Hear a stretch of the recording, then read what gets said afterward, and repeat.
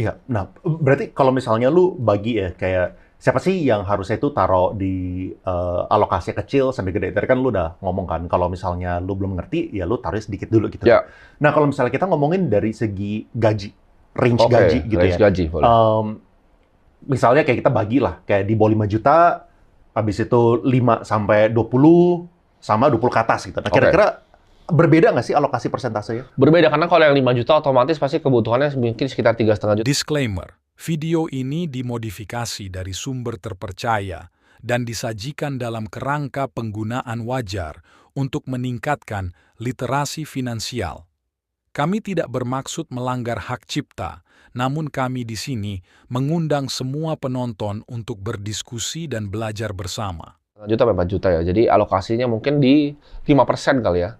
5% sampai 10%. Karena dia anyway nggak bisa nabung juga. Itu lu fokus aja naikin gaji lu dulu deh. Jangan investasi lah itu. Oke, itu 5% dari Iya. penghasilan maksudnya Iya. ya, Tar, ya? Oke. Bahkan lu jangan beli Bitcoin lah. Kalau gaji lu 5 juta, lu taruh 5.000 lu beli course di Udemy, mana lu upgrade skill lu lah gitu.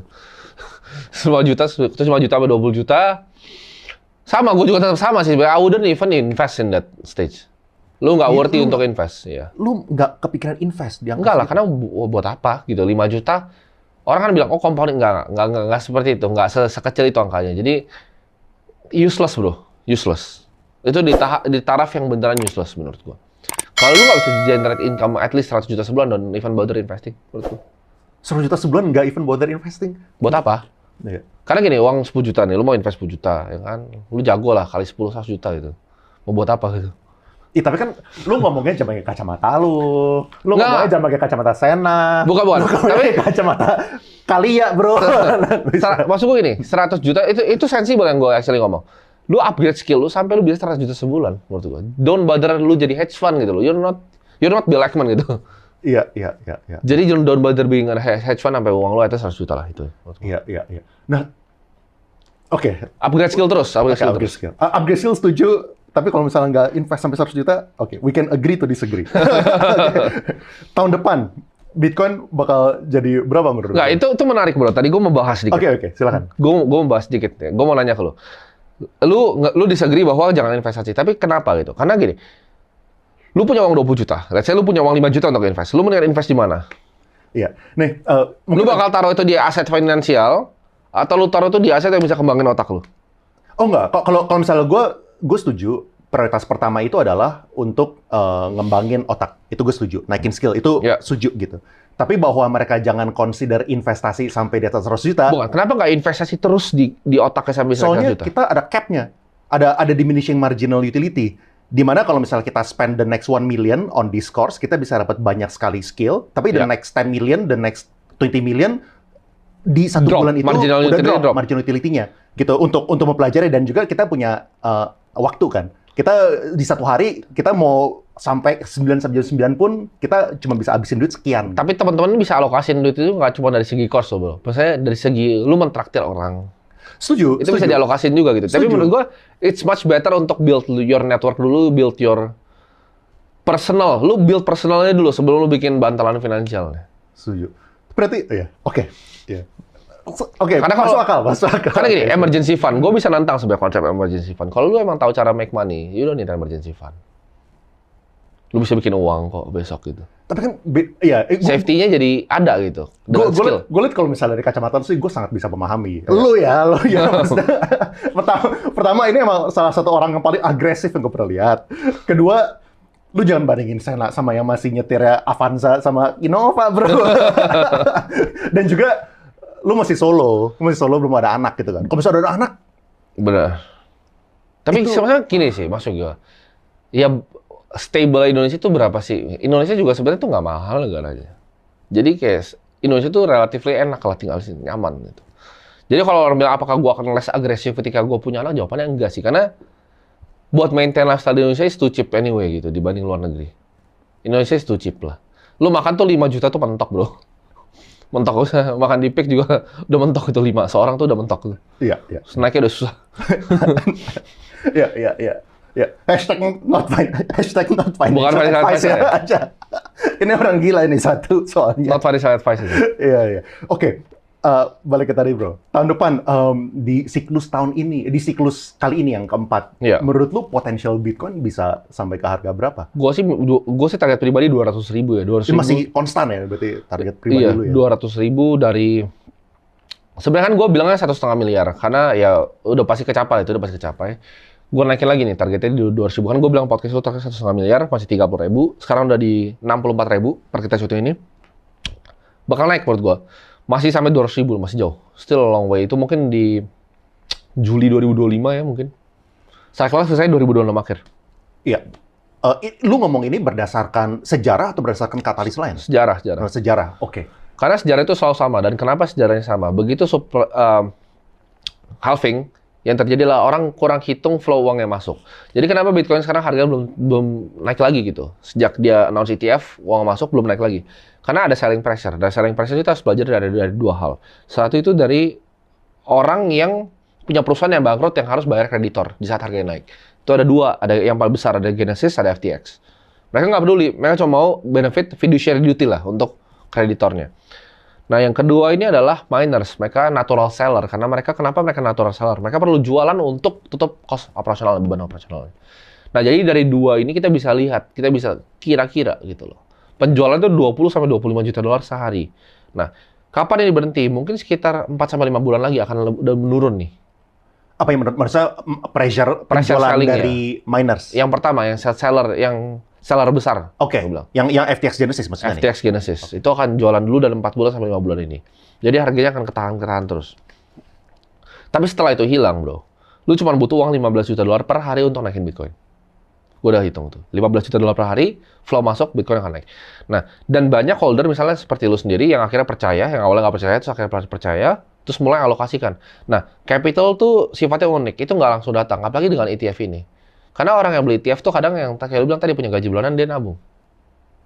Jadi begitu dia nabung, itu kan capitalnya nggak langsung ready, bro. Jadi begitu supply dia tarik 850 dari market, 20 juta selling pressure per hari hilang, cuman butuh 15 juta untuk naik, orang seperti kita itu nabung terus setiap kita punya duit. Itu will never be price in, bro, harganya. Karena orang seperti kita itu yang beliin terus. Iya. Itu will never be price in. Iya. Nah, gue sempat dengar juga, lu kan mention, kalau nggak salah ya, gue agak-agak lupa. Februari 2025 itu adalah tanggal penting tuh. Tanggal buat exit atau tanggal buat apa tuh? Itu bisa kalian mulai trim down posisi. Mulai trim down position. Ya, Oke. Bisa trim down posisi. Atas dasar apa gitu? Cycle. Karena gue selalu bilang kan Februari 2025 dia akan ada koreksi. Habis itu di Juli 2025 itu dia mungkin akan forming peak dan 2025 akan turun. Oke. Tidur lagi habis itu. Ada orang kan yang bilang this time will be different kan? Harganya, ya, harganya lebih different. Oke, kalau misalnya harga udah pasti gara-gara sekarang udah terbukti kan udah ATH bahkan sebelum halving. Tapi yang orang bilang this time will be different juga potential run-nya gitu. Bisa jadi ini nggak repeat kayak 3 halving terakhir nih, di mana semua selalu ngomong seperti itu soalnya. Setiap halving semua ngomong. Nah, berarti menurut lu this time will not be different gitu. Siklusnya bakal mirip-mirip aja gitu. Different in magnitude of size-nya. Benar. Karena orang pasti selalu kaget. Gue mungkin bisa salah 200.000 loh, gue nggak salah. Karena analis dari kayak Polychain, Amber Group, itu banyak target 1 juta.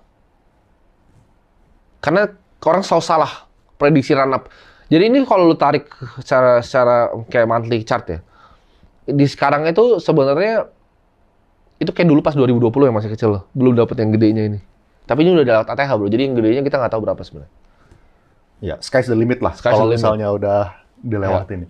Oke, berarti yang kita butuhkan itu adalah tunggu sampai selling pressure FTX Genesis dan juga dari Bitcoin miners ini supaya mereda dulu gitu. Iya, habis itu terbang. Tapi jangan tunggu, ya beli aja cicil sekarang.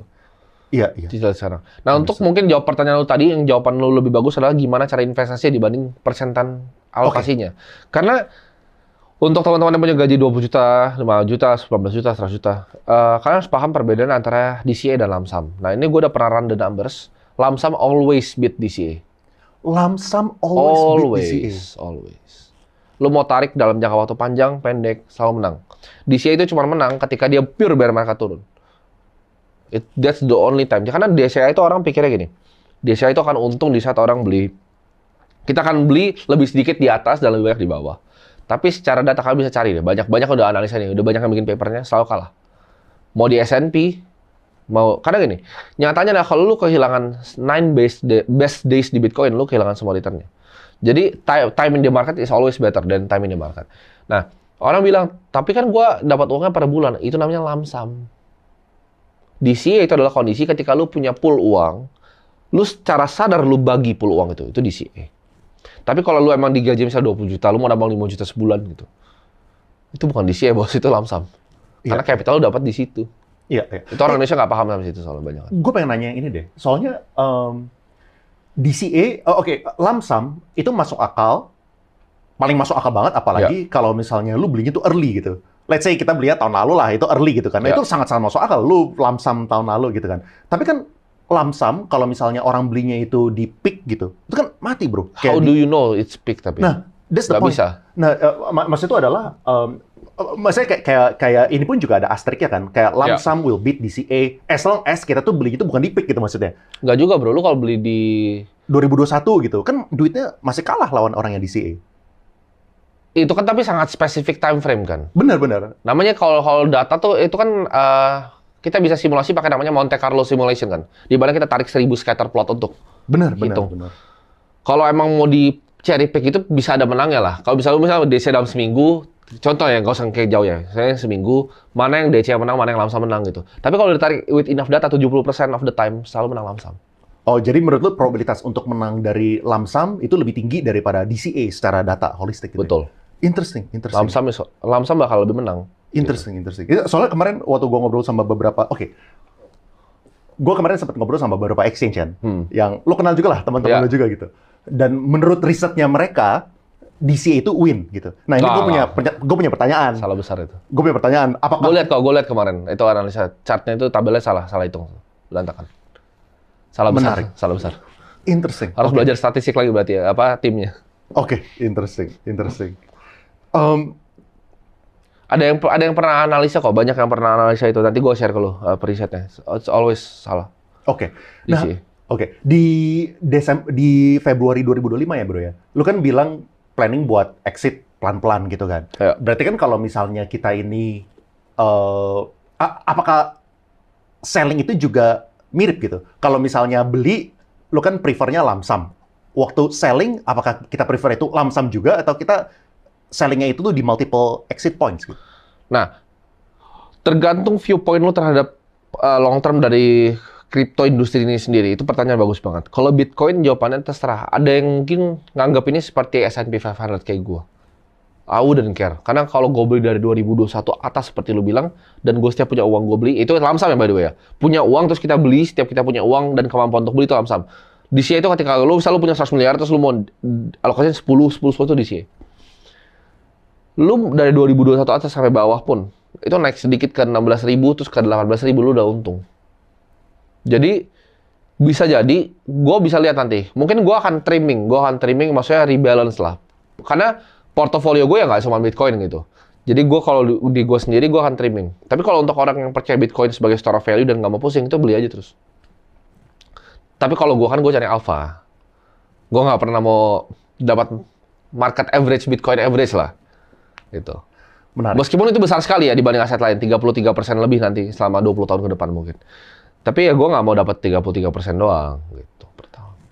Gue mau at least 50 lah. Mantap. Bingung cari teman bisnis? Gabung aja ke grup WhatsApp kami. Di sana Anda bisa berinteraksi dengan banyak sekali orang yang memiliki tujuan yang sama dengan Anda, yakni financial freedom. Wah, berarti bisa memperluas relasi dong. Bener banget. Tunggu apa lagi? Join sekarang. Kami tunggu kehadirannya di grup kami ya.